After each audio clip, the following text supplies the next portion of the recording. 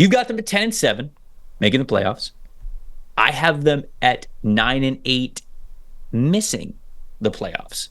Where do you have this team going? What's the final spot here for the Jags? Are you all in on this team? Is this team making a deep run, or is it just sort of a playoff berth and that's it? What do you think about Jacksonville? And then talk about who you think is their offensive MVP as well. So I am just in on them making the playoffs. I do think they bow out in the wild card round. I just think there's other teams in the AFC in that playoff mix that are better than them in the trenches. I worry about their offensive line, and I definitely see where they could miss the playoffs. Absolutely. This offensive line, they were the third lowest graded unit in the league last year. It's a big problem in the run and pass games, right? And, you've got talented guys behind them, right? Trevor Lawrence is great, and he's my offensive MVP. Honestly, I think he kind of has to be. And you could probably argue for Travis Etienne as well, led the league in forced missed tackles last year.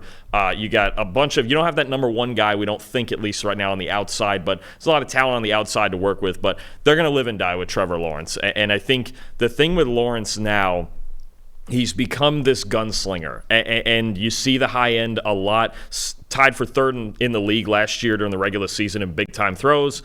But he also had the second most turnover-worthy plays behind Sam Howell. So there's probably an element behind his offensive line, and with not necessarily a true top flight, let's say Justin Jefferson type of receiver, where Lawrence is trying to do too much at times, and the turnover-worthy plays can come in spurts.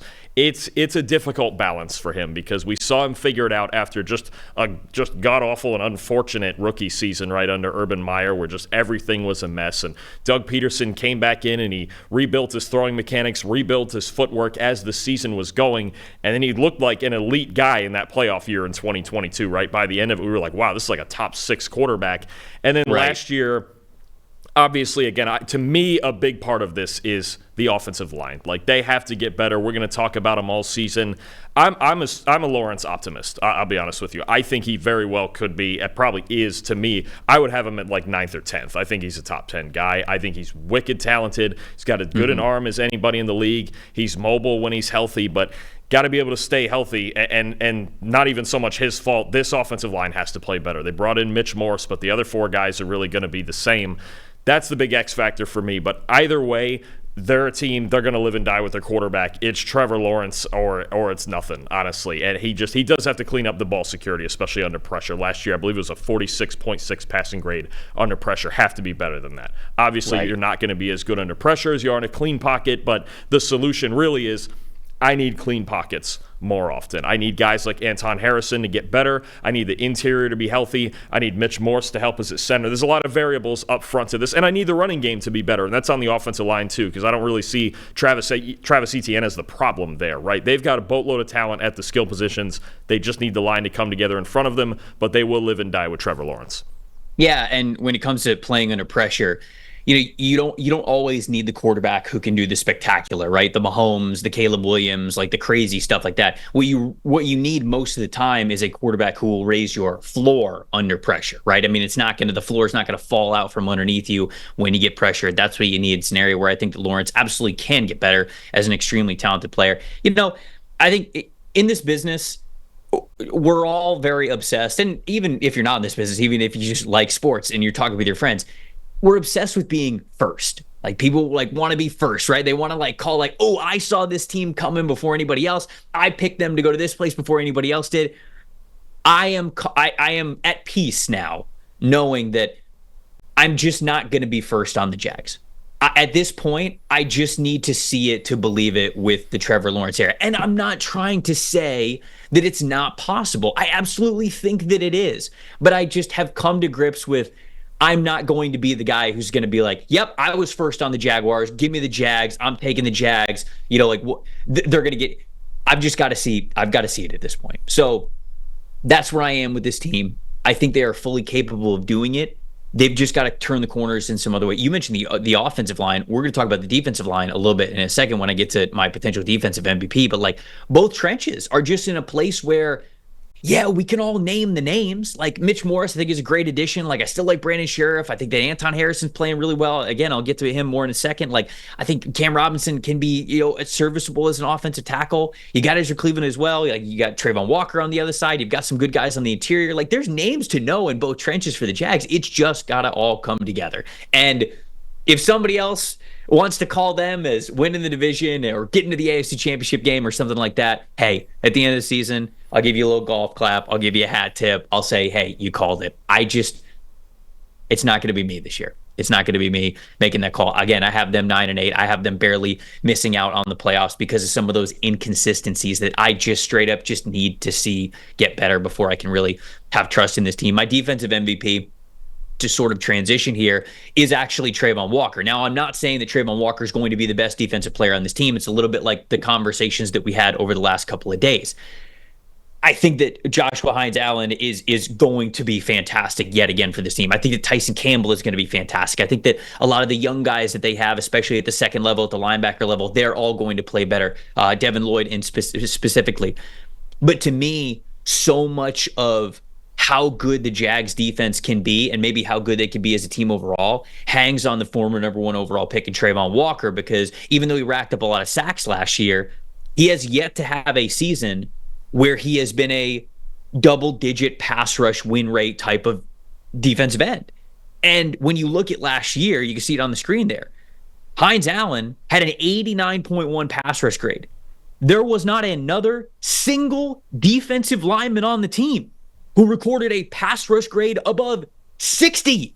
60! It's got to be way better overall for this team, and it's got to start with their former number 1 overall pick in Walker. He had the sacks last year, but sacks are one of those stats that can sometimes lie to you. And we need that pass rush win percentage and total pressure percentage for Walker to be up a lot higher. He's got to have his best year yet. What about you? Who you got as your defensive MVP for this team? I'm actually going with a guy that you mentioned that I think is the most valuable person, is the guy who, he other than Trevor Lawrence, if Josh Hines-Allen, if something were to happen to him and he got hurt, that's panic mode. I don't actually know what we could do. And to add on to that, look, Hines-Allen, top 8 in the league last year in pass rush grade, true pass rush grade, pressure, sacks, pass rush win rate, everything. Absolutely everything. Top 8 pass rusher, elite pass rusher in this league. And the team still finished 28th in the league in pass rush grade. It almost makes no sense, because usually if you have one of those guys, you at least find your way into the top half. It's kind of like how the Raiders have been with Max Crosby. There's some other teams who have like one great pass rusher, and it's like, okay, that's good enough to at least get. But that is how important he is to their pass rush. I don't actually know what they would do without him, because honestly, I get what you're saying with Walker.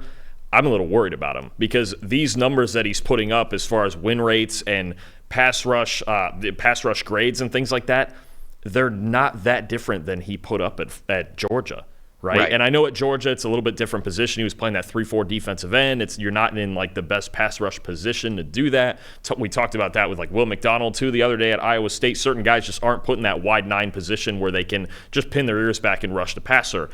But if there's not significant sudden improvement from a guy like Walker or somebody else on that defensive line, then again, Hines-Allen has to carry the entire thing. And can he do it? Well, sort of, but it kind of works a little bit like the offensive line, where it's just like if you have one good player and 4 terrible ones, they just can't carry it. They can't carry the whole crew like that by him. Even if he has 20 sacks this year, you just can't. It's only 20 when the best teams in the league usually are in the 50s in sacks. Who's coming up with the rest of them, right? And you're not gonna zero blitz every play either. You're not doing that, especially if you're Jacksonville. Like you don't have the coverage ability. You don't like it's not just what they do. So I think Hines-Allen's the second most valuable player on this entire team behind Trevor Lawrence. If something were to happen to him, I'd have serious concerns about their defense. Hey, I've won a lot of Madden games by just zero blitzing every single play. So, don't disparage the tried and true strategy here. Don't take that away from me. You're playing people who don't know how to beat it. That's all you're doing. You're playing. Okay, here we go. Yeah, competition level, whatever. Tell it to the trophy case, buddy. All right, who do you have as your breakout player for this Jags team? I'm going to stay on defense, and a guy I'm cheating a little bit because it's a guy who kind of had a breakout last year, but I think he could take another step, and that's Devin Lloyd at linebacker. Look, really struggled in his rookie year all the way around, kind of adjusting to the NFL. NFL game, and then had a nearly 30-point jump in his overall grade from 48 to 78, and a 90.3 run defense grade that was the fourth best in the NFL, up there with the Fred Warners and the Demario Davises of the world. Devin Lloyd, across the board, just had a spectacular second season in the league, and I think as athletic as he is, as his instincts have now caught up to the NFL level. He's got a really good partner back there in Foye Oluokun, who leads the league in tackles like every single season when he was at Atlanta, when he was at Jacksonville. Now, these two guys at linebacker are really good, but Lloyd's the more talented. He's got the higher ceiling of the two of them. I think there's a chance we see Devin Lloyd in the Pro Bowl this year. I just think if he makes one more jump all the way around, he could be one of the best linebackers in football. He already proved he could be something close to that last year. I think there's another step coming for him. Man, I remember watching Devin Lloyd's tape at Utah, and there's so much that I loved about it. And honestly, the most frustrating part about his tape is sometimes he wouldn't play like with his hair. You know how people say like, oh, they're playing with their hair on fire, like the motor's just running at 110%, whatever. Like there were times when he didn't play exactly like that. And I was like, if you did right there, you could have made the play again, as if he didn't make an incredible amount of plays in the backfield at the line of scrimmage, in coverage. He has the potential to be a Pro Bowl linebacker, like you mentioned, and I would love to see him take that next step and really just be a centerpiece and one of the better young linebackers in the NFL this year. That'd be a lot of fun to see his ascension like that. My breakout player, I'm going to go with another young guy. I'm going to go back to the trenches. You talked about how much they really need to get better in the offensive trenches this year. I agree with you. Anton Harrison, their right tackle, is the guy that I want to highlight here. Anton Harrison is another player who I was a pretty big fan of when he was coming out of Oklahoma, and the reason why is because big dude who moved really well. He had a fantastic finesse game for an offensive tackle. I think the footwork was fast. I think he was coordinated, really good pass blocker, but I was worried a little bit about the strength portions of his game, and I think that showed up a little bit early on during his NFL career. Recorded a 54.6 overall grade in 2023, this last year as a rookie. Played over 1,000 snaps, so got a lot of experience there. The main culprit of that bad grade, though, was run blocking, which is the concern that I kind of had of him coming out of Oklahoma. 45.2 overall run blocking grade last season. This preseason and this training camp, by all accounts, it feels like he is a much better player here in his sophomore year in the NFL. 72.4 overall grade this preseason, and he looks stronger with a 69.5 run blocking grade. Again, preseason, smaller sample size. You're not going to get up against the other team's ones every single snap. I understand that. But it looks like he is taking that next step to round out his game better. I already like the potential of what he could be as a pass protector. Jags might really have something here with a good offensive tackle in Anton Harrison, so I'm going to call him as my breakout guy. What about the team's best rookie before we move on to the Indianapolis Colts? I think I have to go with their first-round pick. I think the two things for me, obviously Brian Thomas Jr. is really, really talented. He's got explosive speed. I thought he was one of 4 or 5 receivers in the draft, along with his LSU teammate Malik Neighbors, that, there's fast guys and there's guys with just that different level of speed, right? You can tell they're that low 4.3 guy. You can see it on the field. You can see it in pads. Got football speed. He had a 99.9 deep receiving grade last year at LSU, which is as high as it possibly is. Is that good? Is that good? It's pretty good. It's pretty good. It tied with a handful of other guys for the national lead. If you're hitting 99.9 on our scale, there's not a whole lot else to say. You're really good at what you do, but also led the nation in deep touchdowns, second in deep yards behind Roma Dunze, who got, I think, a few more targets and played a couple more games, honestly, when you talk about playoff games and things like that. But I think it's a great fit with Trevor Lawrence when you talk about a guy, and Lawrence had his struggles last year, but he was still 5th in the league in deep passing grade and the most big-time throws on deep balls in the league last year with 31. Trevor Lawrence is a vertical passer, and I really like overall what the Jaguars have done, going and getting Brian Thomas Jr., going and getting Gabe Davis. Now, these aren't going to be high-volume targets, right? You're still going to see Christian Kirk and Evan Ingram get the high volume of targets, and even Travis Etienne too. Those are the guys that are going to move the chains. But we've seen it a couple of times already this preseason, what Brian Thomas can bring to the table, right, with his speed, deep overs, go balls. If he gets a one-on-one in press coverage, Lawrence is going to give him a shot. He's not the most polished route runner yet, but they didn't bring him in here to do that this early. They brought him in here to complement Trevor Lawrence's arm down the field vertically, big shots, 40-plus yards. He can take any play from anywhere to the house. Same thing with Gabe Davis. You've got those two guys on the outside. We've seen Gabe Davis 98-yard touchdown in Buffalo, right, against Pittsburgh. Brian Thomas doing the same thing with Jaden Daniels last year at LSU, just dropping bombs on opposing defenses, on SEC defenses. I don't remember if he had one on the Gators, but he probably. But it's just such a great combination. We didn't need that. We didn't need that. We didn't need that. Don't watch the preview. I'm telling you that. It just. There it is. He just. It's a great fit though. It's the combination of speed and talent and fit. And there's so often where you want to match up your quarterback with guys who just make sense for their skill set, right? The Dolphins and 49ers do it with the yards after catch with Tua and Purdy. There's other teams that want to get downfield. This is what the Jags wanted. They fully embrace, you know what? Let's let Lawrence use the big arm. Let's get him some big, fast weapons who can come in here and get 60-yard bombs down the field. And let's really stress out safeties and get guys out of the box. It's going to help their run game, too, to have guys like Thomas and Davis in there.